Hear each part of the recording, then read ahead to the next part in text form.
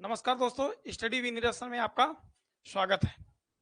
मैं विकास कुमार रावत आज आपको इतिहास की दूसरी कक्षा के बारे में बताऊंगा।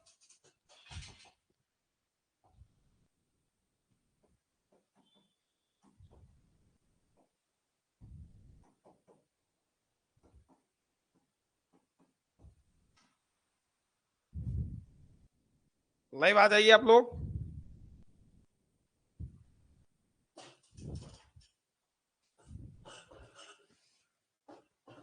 लाइव आ जाइए आप लोग।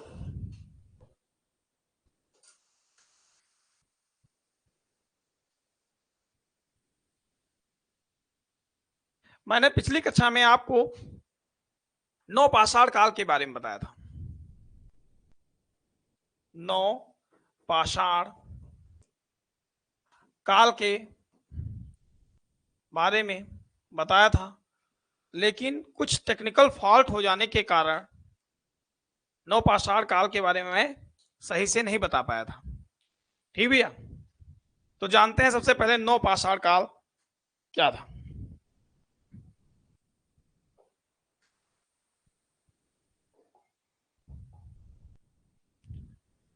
नौ पाषाण काल की खोज 1842 ईस्वी में 1842 ईस्वी में डॉक्टर प्राइम रोज के द्वारा की गई थी। 1842 ईस्वी में डॉक्टर प्राइम रोज के द्वारा नौ पाषाण काल की खोज की गई थी। कोई जुड़ा भैया? क्या भैया आवाज आ रही मेरी?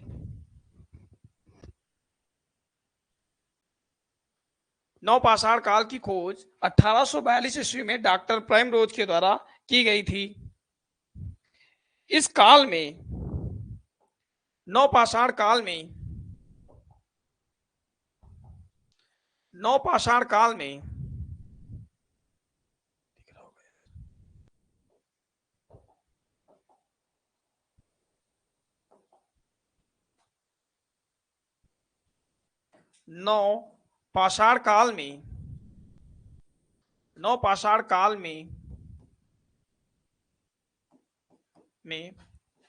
सर्वप्रथम कृषि की शुरुआत की गई। कृषि की शुरुआत की गई। ये क्वेश्चन आपसे पूछा जा सकता है कि कृषि की शुरुआत किस काल में की गई थी, तो कृषि की शुरुआत नौ पाषाण काल में की गई थी। कृषि की शुरुआत कब की गई थी? तो नौ पाषाण काल में की गई थी। कहां से की गई थी? तो कृषि की शुरुआत मेहरगढ़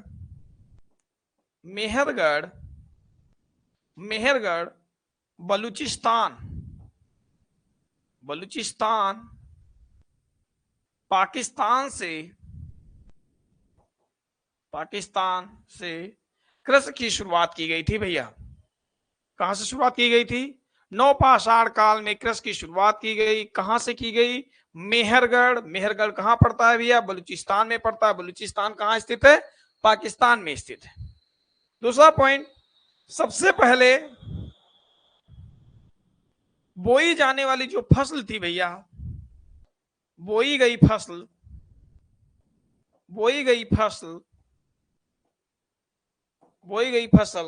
वह भैया जौ, गेहूं और भैया कपास थी। जौ, गेहूं, कपास थी। क्वेश्चन ये पूछा जाता है सर्वप्रथम कृषि की शुरुआत कहां से हुई? तो सर्वप्रथम कृषि की जो शुरुआत हुई वो मेहरगढ़ बलूचिस्तान पाकिस्तान से हुई। सबसे पहले बोई गई फसल कौन सी थी? तो जौ और गेहूं और कपास थी। भैया आपसे ये क्वेश्चन पूछता है क्या नौ पाषाण काल में मेहरगढ़ से चावल के साक्ष्य मिले हैं? तो मेहरगढ़ से चावल के साक्ष्य नहीं मिले हैं, ये याद रखना भैया। नेक्स्ट पॉइंट भैया, नंबर 2, चावल के साथ, चावल के साथ, चावल के साथ भैया उत्तर प्रदेश के प्रयागराज, प्रयागराज जिले के, प्रयागराज जिले के कोल्डी हवा से प्राप्त हुए हैं, कोल्डी हवा से प्राप्त हुए हैं, कोल्ड हवा से प्राप्त हुए हैं। अगर आपसे क्वेश्चन पूछता है चावल के साथ कहां से प्राप्त हुए हैं, तो चावल के साथ प्रयागराज जिले के कोल्ड हवा से प्राप्त हुए हैं भैया, ये इंपॉर्टेंट पॉइंट है। कहां से प्राप्त हुए हैं चावल के साथ, तो कोल्ड हवा से मिले हैं। हो सकता है भैया, संभावना यह है कि एजीटीए में नवपाषाण काल से एक क्वेश्चन जरूर पूछा जाए।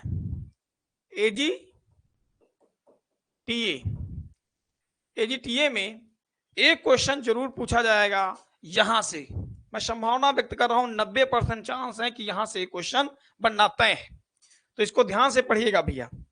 नेक्स्ट चलते हैं भैया, नंबर 3, इस काल में, इस काल में, इस काल में पहिए का आविष्कार हुआ था। इस काल में पहिए का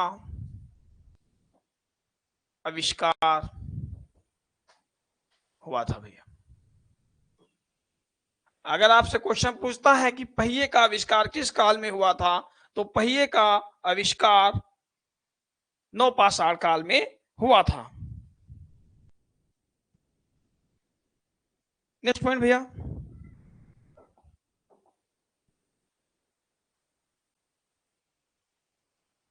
नेक्स्ट पॉइंट, श्रीनगर के, श्रीनगर के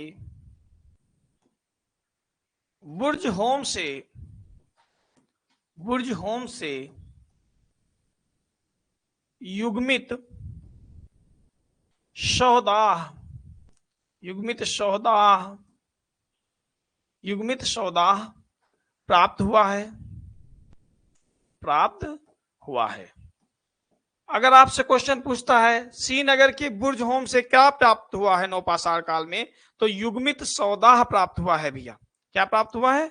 युग्मित सौदाह प्राप्त हुआ है। युग्मित सौदाह का मतलब होता है या अर्थ होता है मालिक के साथ,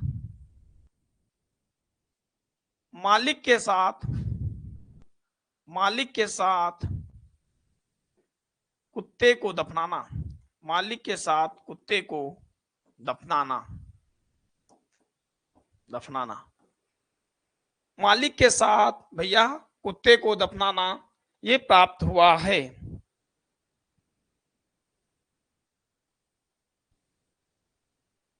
नेक्स्ट पॉइंट भैया,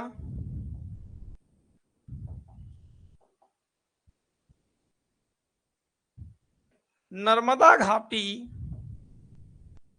नर्मदा घाटी मध्य प्रदेश, नर्मदा घाटी मध्य प्रदेश, नर्मदा घाटी मध्य प्रदेश के हथनौरा से, के हथनौरा से, के हथनौरा से, हथनौरा से मानव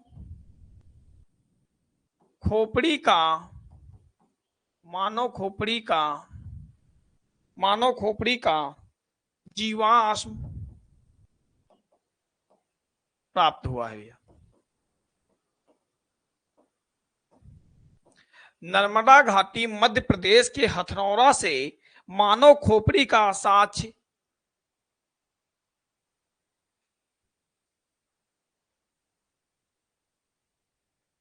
आप जयप्रकाश मुझे लोहरा देव यूपी से क्या प्राप्त हुआ है, ठीक है बताते हैं भी। नर्मदा घाटी मध्य प्रदेश के हथनौरा से मानव खोपड़ी का जीवाश्म प्राप्त हुआ है, जो भारत में, जो भारत में, जो भारत में, जो भारत में, जो भारत में सबसे प्राचीन है, प्राचीन है, जो भारत में सबसे प्राचीन है। भैया मैंने क्या क्या बताया? मैंने बताया नौपाषाण काल के बारे में। इसकी खोज 1842 ईस्वी में डॉक्टर प्राइमरोज के द्वारा की गई थी। नौपाषाण काल में ही कृषि की शुरुआत की गई थी। कहां से की गई? तो मेहरगढ़ बलूचिस्तान पाकिस्तान से की गई थी भैया। बोई गई जो फसल थी वो गेहूं जौ कपास थी भैया। चावल के साथ यूपी के किस जिले से प्राप्त हुए? तो चावल के साथ यूपी के प्रयागराज के कोल्ड से प्राप्त हुए हैं भैया। नेक्स्ट मैंने बताया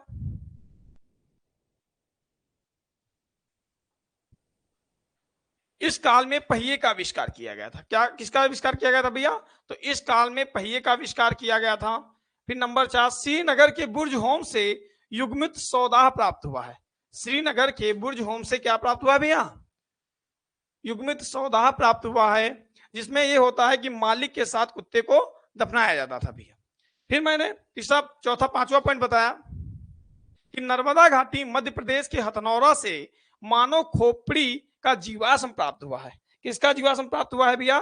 तो मानव खोपड़ी का जीवाश्म प्राप्त हुआ है, जो भारत में सबसे प्राचीन है। यहां तक मैंने बताया है। ठीक भैया। ये जयप्रकाश पूछ रहे हैं लोहरादेव यूपी से क्या प्राप्त हुआ है? हाँ ठीक है, लोहरा।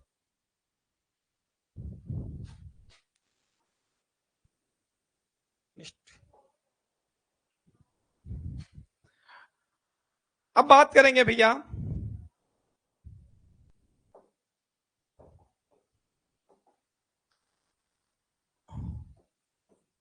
आद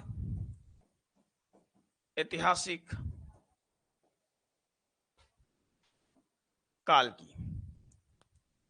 आद ऐतिहासिक काल की।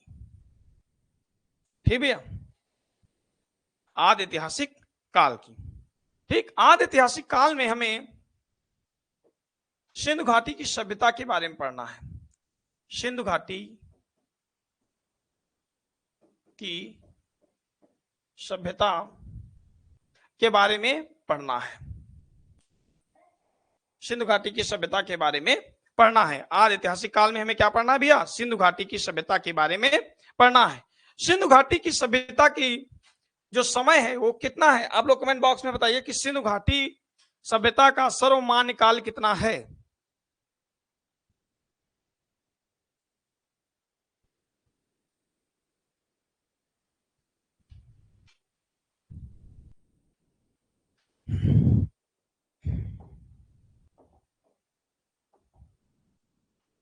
रेडियो कार्बन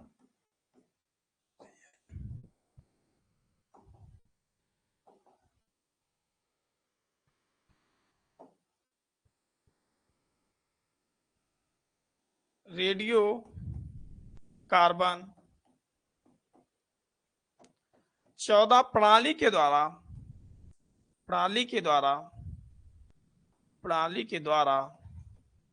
रेडियो कार्बन 14 प्रणाली के द्वारा सिंधु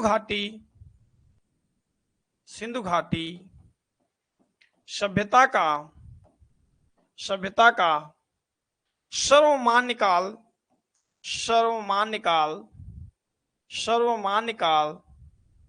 2500 ईसा पूर्व से भैया 2500 ईसा पूर्व से 1750 ईसा पूर्व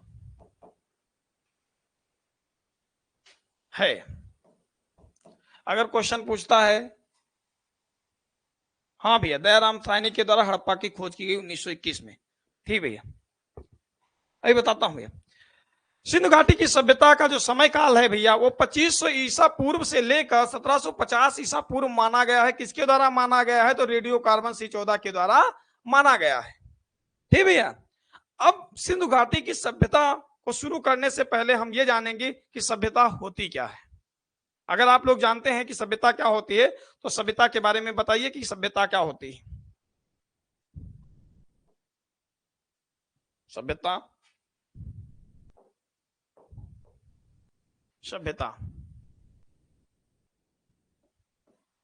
सभ्यता।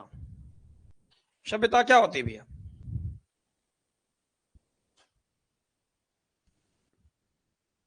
सभ्यता नोट करिएगा भैया।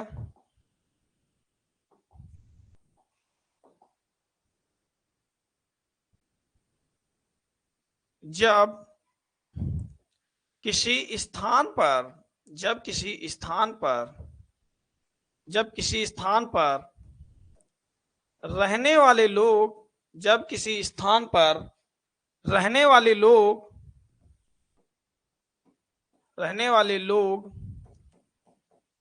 एक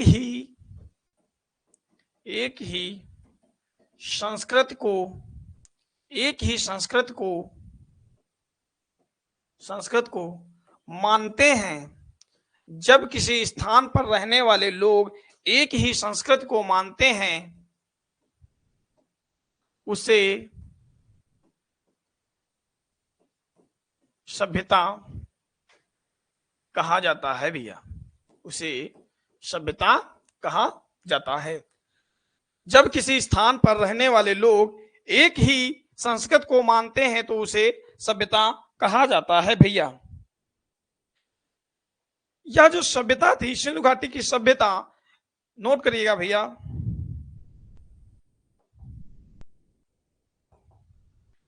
नोट करिएगा, भारतीय उपमहाद्वीप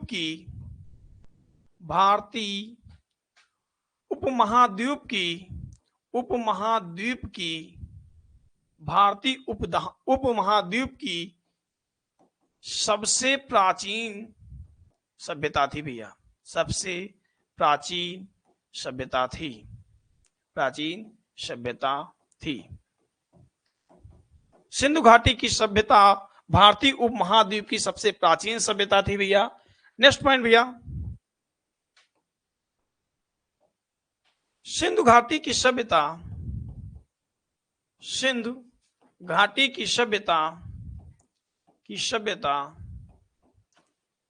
मेसोपोटामिया सिंधु घाटी की सभ्यता मेसोपोटामिया की सभ्यता तथा मिस्र की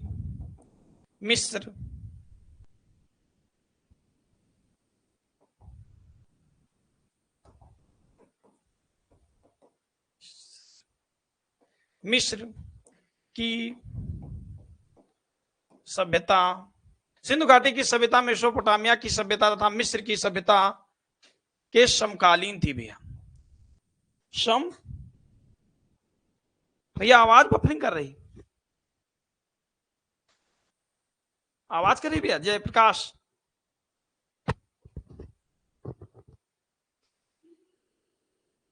भैया आवाज बफरिंग कर रही है। जयप्रकाश कमेंट बॉक्स बताइए।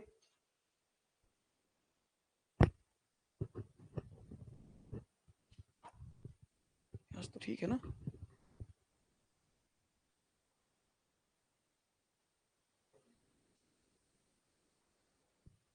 सिंधु घाटी की सभ्यता भैया मेसोपोटामिया की सभ्यता तथा मिस्र की सभ्यता के समकालीन थी भैया। समकालीन थी। तो ये भी क्वेश्चन पूछा जाता है कि सिंधु घाटी की सभ्यता किन सभ्यता के समकालीन थी। तो मेसोपोटामिया की सभ्यता के समकालीन थी तथा मिस्र की सभ्यता के समकालीन थी। अब भैया सिंधु सभ्यता के बारे में कुछ जानकारी प्राप्त कर।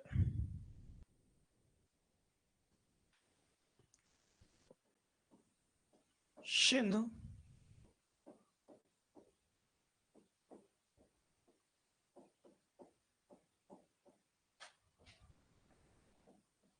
कैसे चला, हेडिंग है भैया सिंधु घाटी सभ्यता का पता कैसे चला।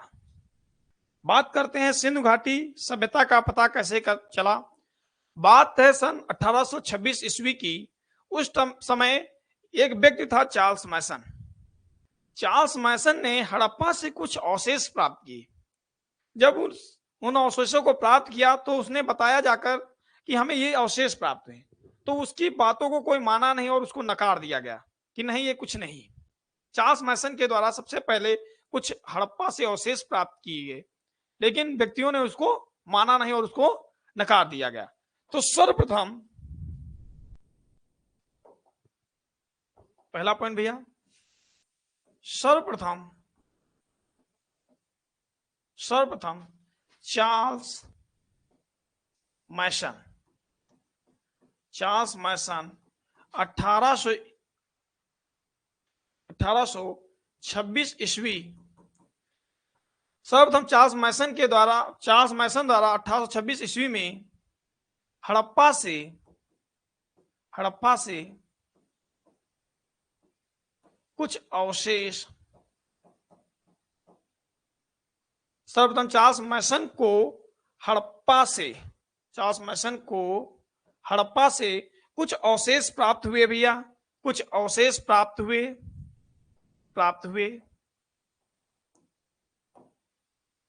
हुए, लेकिन इसकी बातों पर लेकिन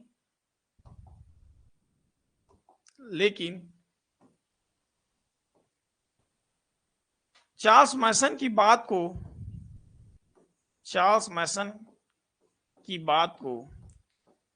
को नकार दिया गया। सर्वप्रथम चार्ल्स मैसन को 1826 ईस्वी में हड़प्पा से कुछ अवशेष प्राप्त हुए, लेकिन लोगों के द्वारा इसको नकार दिया गया भैया। लोगों के द्वारा इसको क्या कर दिया गया? नकार दिया गया और इसकी बात को नहीं माना गया।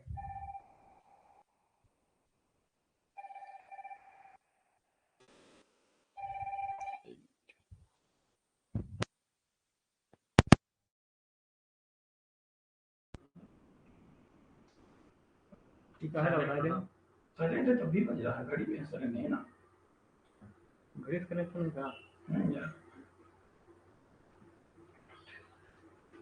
एक दो विकास हम लोग लेके दो, ले वह कनेक्शन ना खत्म होने दे।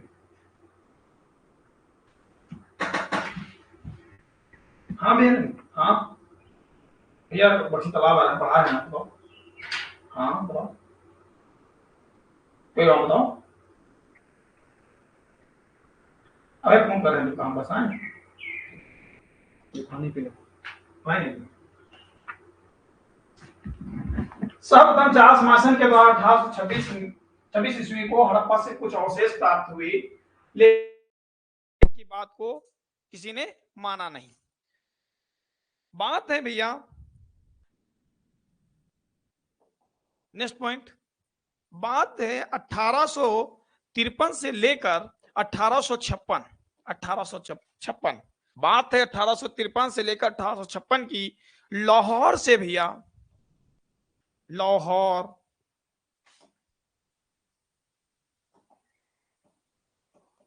लाहौर से कराची के बीच भैया, कराची के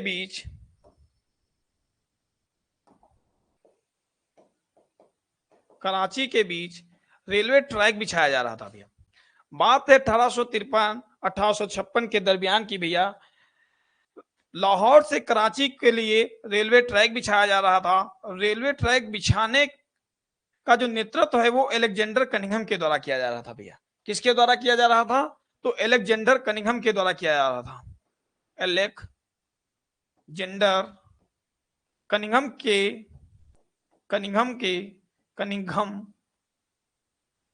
के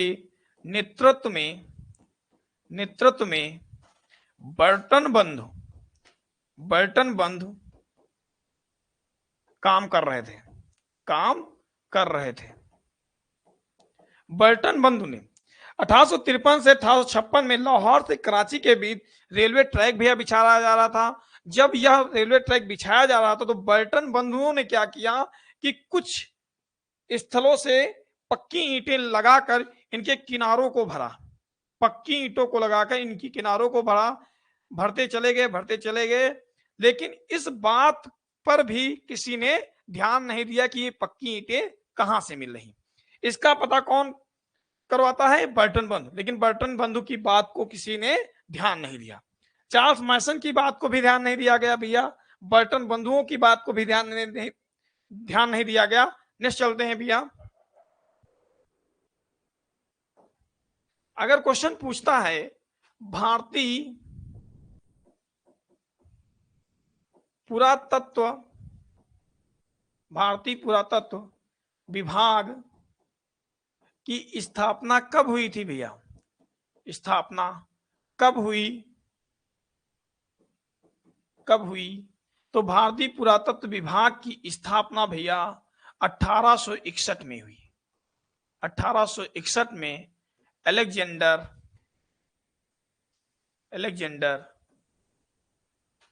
कनिंघम के द्वारा की गई भैया, की गई।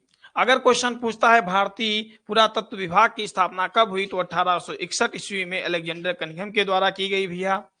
और बात है नेक्स्ट पॉइंट 3, भारतीय पुरातत्व विभाग के अध्यक्ष होते हैं 1921 ईस्वी में, 1921 ईस्वी में जॉन मार्शल भैया, जॉन मार्शल की अध्यक्षता में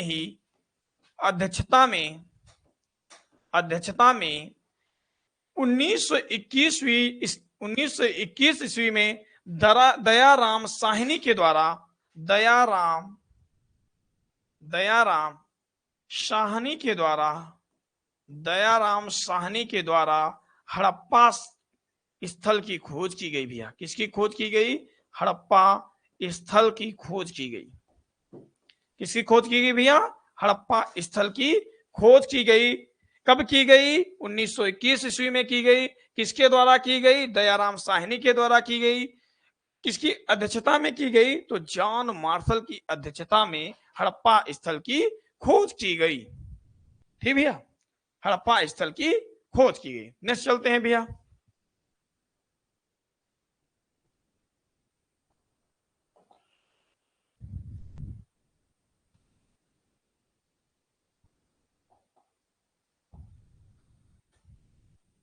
हड़प्पा सभ्यता के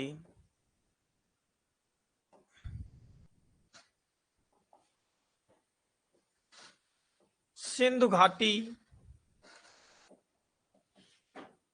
सभ्यता के अन्य नाम सिंधु घाटी सभ्यता के अन्य नाम भैया। इसे सिंधु घाटी सभ्यता को सिंधु सरस्वती सभ्यता भी कहा जाता है। सिंधु सरस्वती सभ्यता भी कहा जाता है। दूसरा पॉइंट भैया, इसे सिंधु घाटी सभ्यता को सिंधु सरस्वती सभ्यता भी कहा जाता है। इसे हड़प्पा सभ्यता भी कहा जाता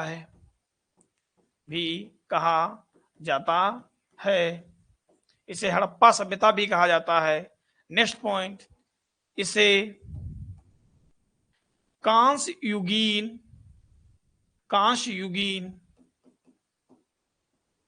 सभ्यता भी कहा जाता है। तो पेपर में ये पूछ सकता है कि हड़प्पा सभ्यता के और क्या नाम है, तो सिंधु घाटी सभ्यता के अन्य जो नाम है, इसे सिंधु सरस्वती सभ्यता भी कहा जाता है, इसे हड़प्पा सभ्यता भी कहा जाता है, इसे कांस्य युगीन सभ्यता भी कहा जाता है। सिंधु सरस्वती सभ्यता इसलिए कहा जाता है क्योंकि पंजाब के किनारे ज्यादातर स्थलों की खोज की गई, सिंधु नदी के किनारे ज्यादातर स्थलों की खोज की गई भैया, तो इसलिए सिंधु सरस्वती सभ्यता कहा जाता है। सबसे पहले हड़प्पा स्थल खोजा गया, इसलिए इसे हड़प्पा सभ्यता भी कहा गया। सबसे पहले कांसे का प्रयोग जो था वो सिंधु घाटी की सभ्यता में किया गया, इसलिए इसे कांस्य युगीन सभ्यता भी कहा गया भैया। ठीक भैया, कांस्य युगीन सभ्यता भी कहा जाता है।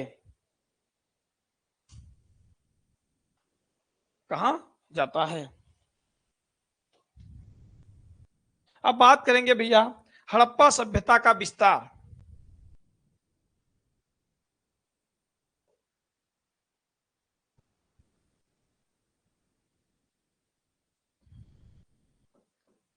सिंधु घाटी सभ्यता का विस्तार, सिंधु घाटी सभ्यता का विस्तार भैया। सिंधु घाटी सभ्यता का विस्तार कहां से लेकर कहां तक है? कोई कमेंट बॉक्स में बताइए भैया कि सिंधु घाटी सभ्यता का विस्तार कहां से लेकर कहां तक है।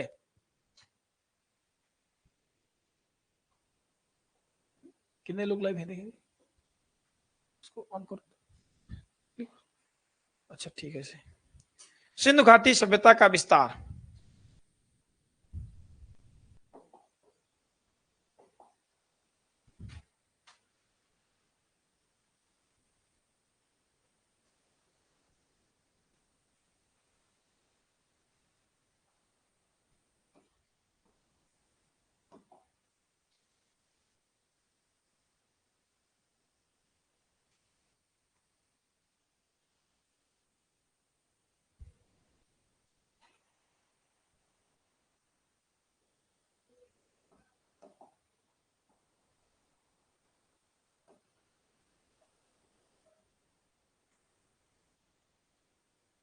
सिंधु घाटी सभ्यता का विस्तार भैया।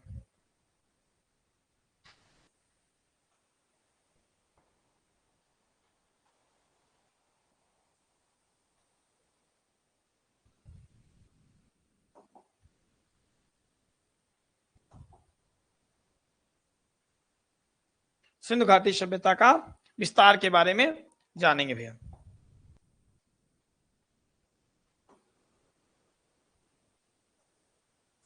अरे यार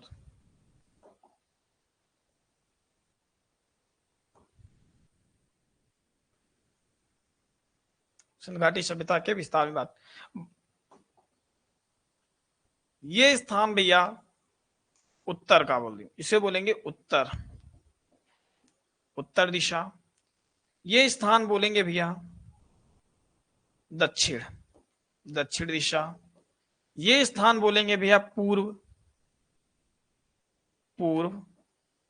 और ये स्थान बोलेंगे भैया पश्चिम का स्थान, बलूचिस्तान पश्चिम का स्थान भैया, पश्चिम। उत्तर में भैया मांडा, उत्तर में मांडा दिखाई पड़ा भैया। उत्तर में मांडा जो किस नदी के किनारे स्थित है? तो उत्तर में मांडा चिनाव नदी के किनारे स्थित है। कहां स्थित है भैया? चिनाव नदी के किनारे स्थित है।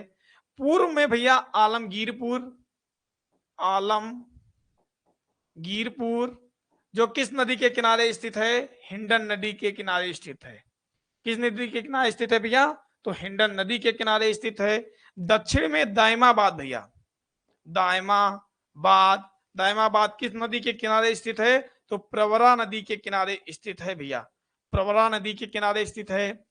फिर पश्चिम में सुतकांगे डोर, सुतकांगे डोर भैया, सुतकांगे डोर, सुतकांगे डोर, सुतकांगे डोर जो है भैया ये दास्क नदी के किनारे स्थित है। किस नदी के किनारे स्थित है?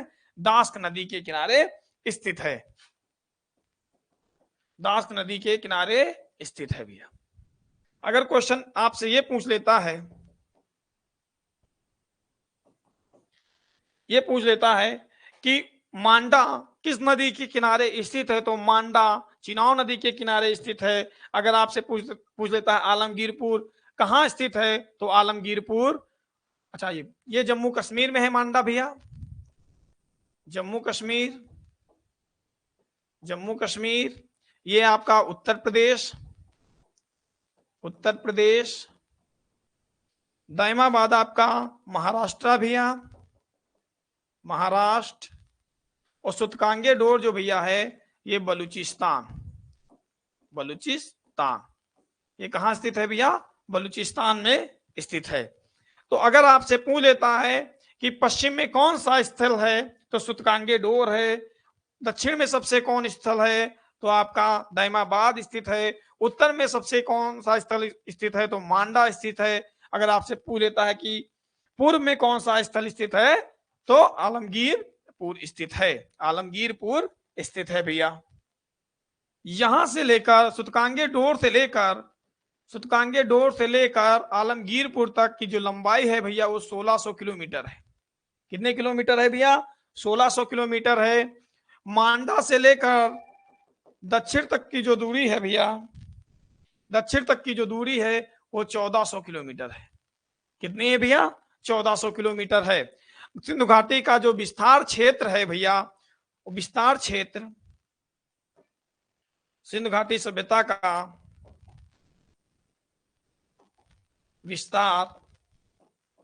विस्तार जो है भैया 12,99,600 वर्ग किलोमीटर है भैया, वर्ग किलोमीटर है, किलोमीटर है। कितना विस्तार है भैया? तो 12,99,600 वर्ग किलोमीटर है। ये भैया सिंधु घाटी का विस्तार है।